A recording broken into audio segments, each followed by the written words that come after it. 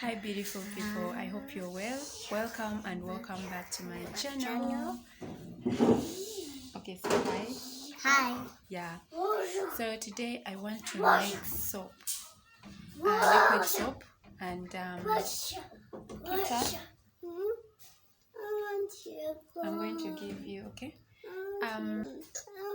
Yeah, it's here. Say hi.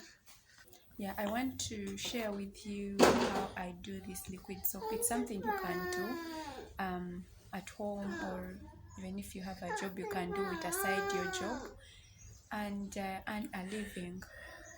Yeah, so let's get started. Have two basins.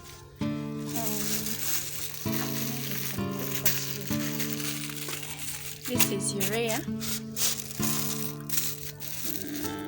SPTT, STPP, CMC,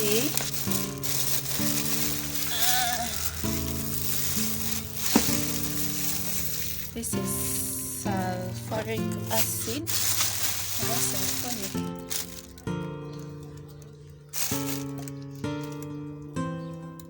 This is lemon flavor. Ungaro. Ungaro looks like water. This is salt. Citric acid. And what? Caustic soda. Plus color. Yes, Peter.